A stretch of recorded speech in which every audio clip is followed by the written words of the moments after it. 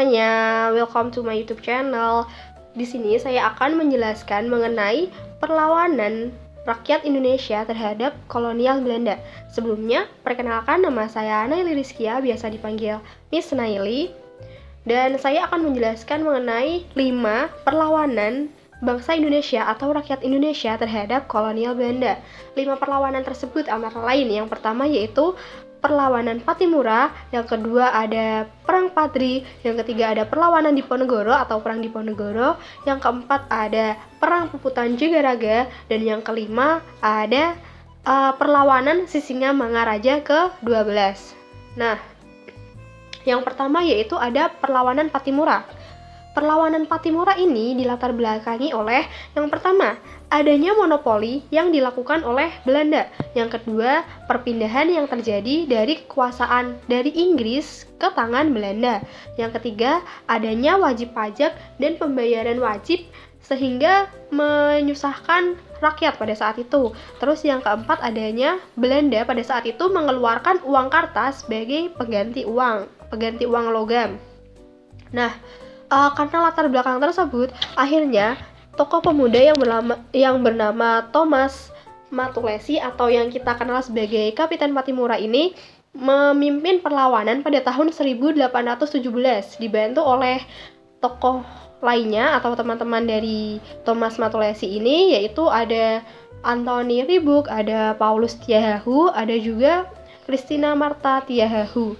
Nah, karena latar belakang tersebut, akhirnya Kapiten Pattimura memimpin perlawanan rakyat Maluku yang menyerang Belanda. Jalannya perlawanan pada saat itu, perlawanan rakyat Saparau dipimpin oleh Pattimura yang berpusat di Benteng Durs. Nah, gerakan perlawanan pertama kali dilakukan dengan menghancurkan kapal-kapal Belanda yang sedang bersandar di pelabuhan.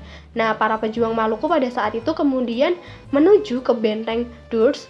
Ternyata benteng tersebut itu sudah ditempati oleh Belanda, sehingga terjadi perlawanan antara rakyat Maluku dengan Belanda.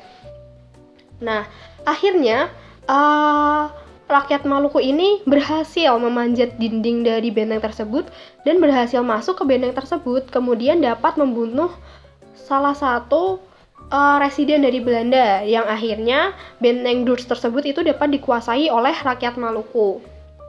Nah, karena Benteng Durs tersebut dapat dikuasai oleh rakyat Maluku, hal tersebut itu membangkitkan semangat perjuangan dari Kapiten Pattimura. Kapiten Pattimura akhirnya berencana untuk menyerang Zealandia, namun gagal karena wilayah tersebut sudah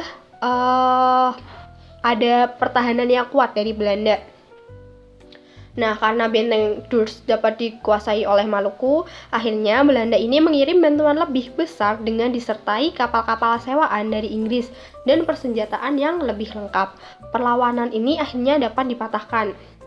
Belanda mengirim kapal-kapal sewaan dari Inggris, mengirim bala bantuan untuk menyerang Maluku. Akhirnya Maluku mengalami kekalahan.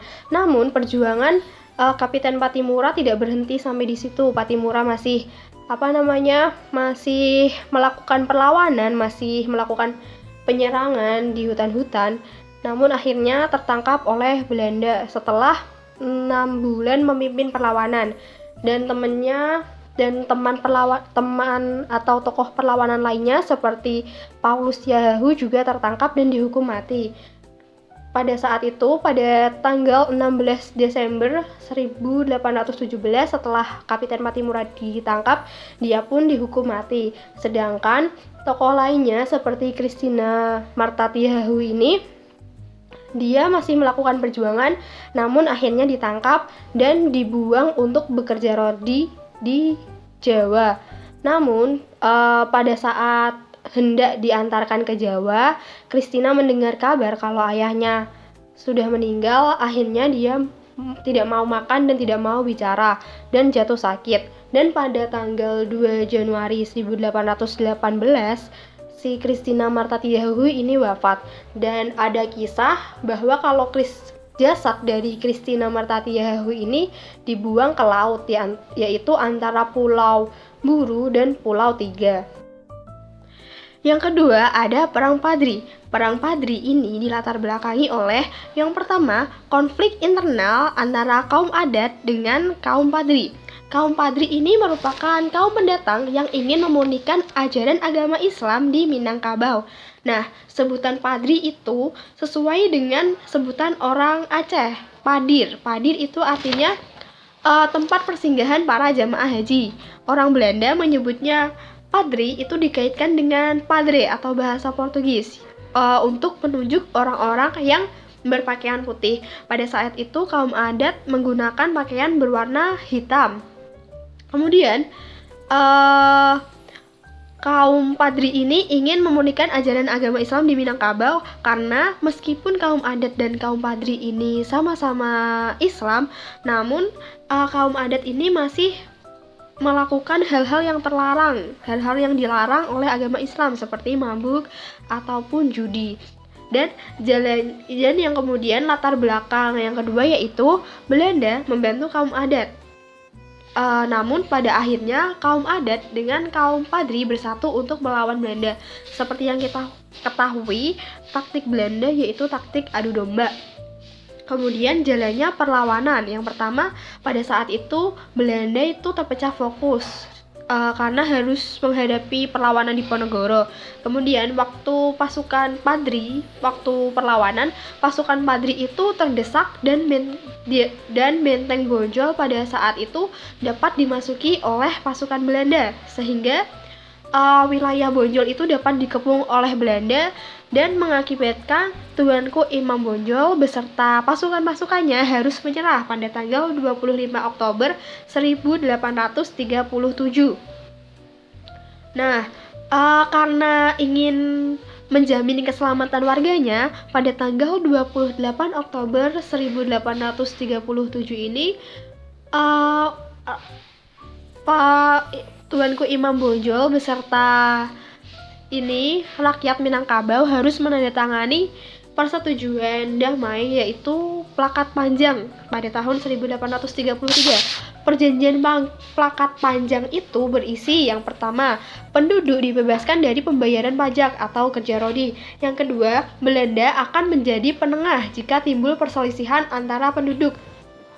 Yang ketiga yaitu perdagangan dilakukan hanya dengan Belanda. Dan yang keempat, penduduk boleh mengatur pemerintahannya sendiri. Nah, karena ingin menjamin keselamatan rakyatnya, akhirnya Imam Bonjol menerima dan menemui pihak Belanda untuk melakukan penandatanganan ataupun perundingan.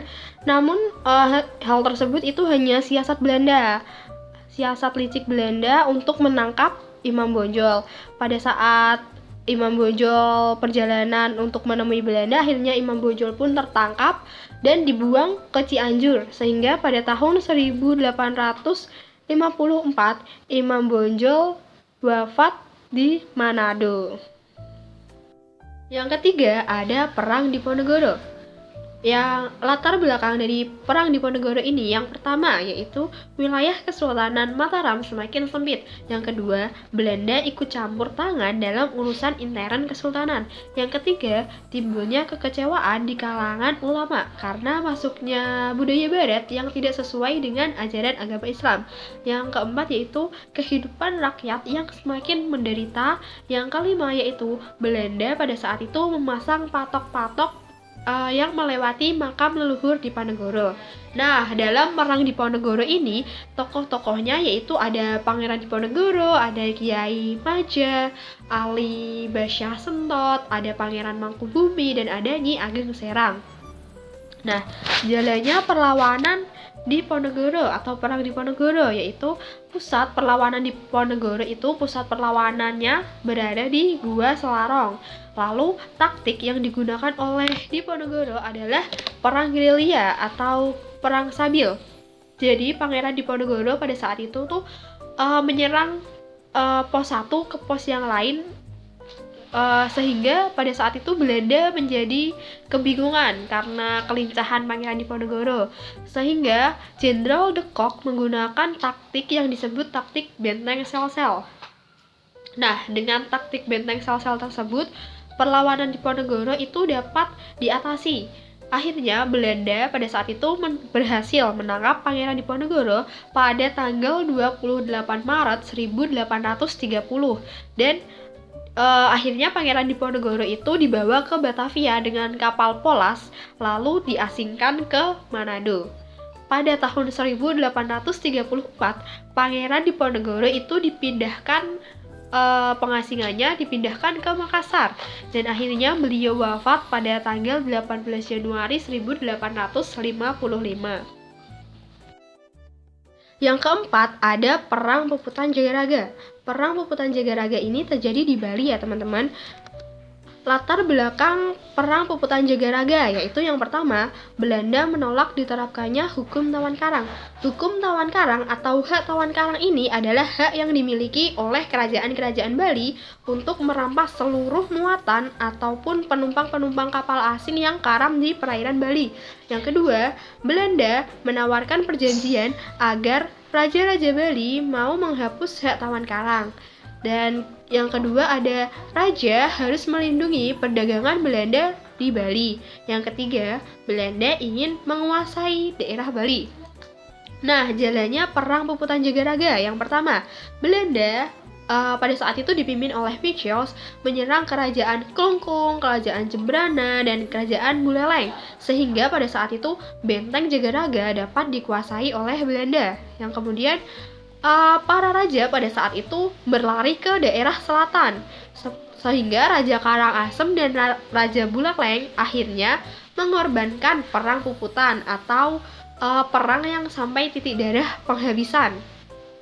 Selanjutnya pada saat itu kerajaan Tabanan mengadakan pertempuran pada tahun 1906 yang disebut Balikan Wongaya. Akhirnya Bali dapat dikuasai oleh Belanda. Nah, untuk memadamkan perlawanan rakyat Bali yang berpusat di Jagaraga, Belanda mendatangkan pasukan secara besar-besaran.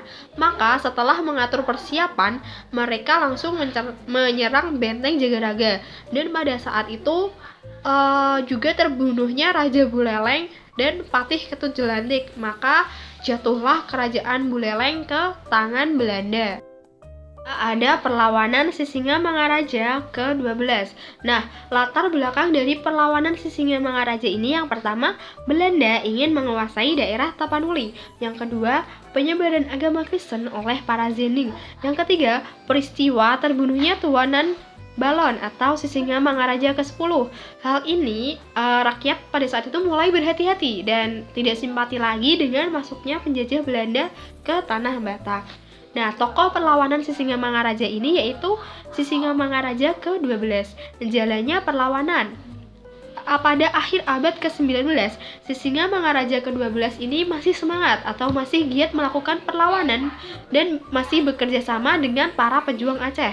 Yang kedua, memasuki tahun ke-1900, kekuatan pasukan Sisingamangaraja ke-12 ini mulai melemah karena pada saat itu para pengikutnya itu banyak yang menyerah kepada Belanda. Dan pada tahun 1904, Belanda melancarkan gerakan pembersihan di daerah Aceh dan Batak dengan pasukan Marsos yang dipimpin oleh Letnan Kolonel Van Dalen yang dikenal dengan Gayo Alas atau Batak Station. Dan pada bulan Juni tahun 1907, Sisingamangaraja ke-12 ini meninggal dunia. Oke, terima kasih. Sekian yang dapat saya sampaikan. Semoga yang saya sampaikan dapat bermanfaat bagi kita semua. Dan di masa pandemi seperti saat ini, jangan lupa menjaga kesehatan, jangan lupa mematuhi protokol kesehatan, dan jangan lupa untuk like, comment, dan subscribe video ini, channel ini. Sampai jumpa di video-video sejarah berikutnya.